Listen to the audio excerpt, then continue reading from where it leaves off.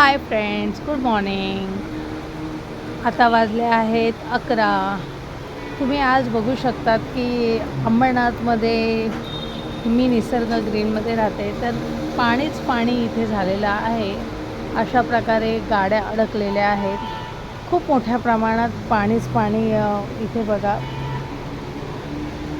हा 1-1.5 तासाचा पाऊस आहे, ज्याच्यामध्ये खूप तुफान आलेला आहे आणि हा अशा प्रमाणे झालेला आहे.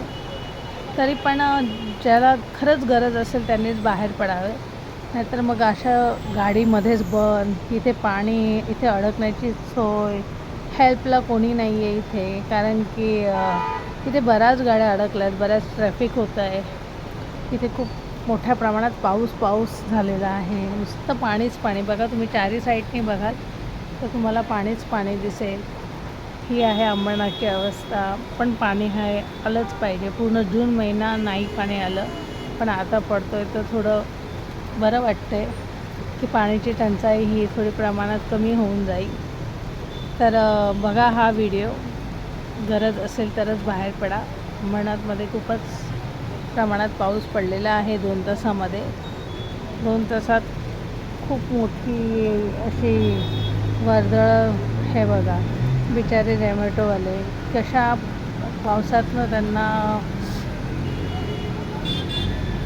आपली ऑर्डर द्यावी लागते.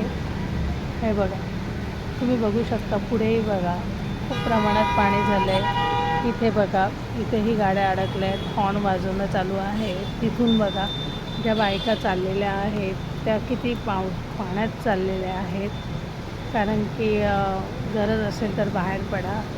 अशाप्रमाणे गाड्या अडकत आहेत. चला, तुम्ही नक्की बघा हा व्हिडिओ.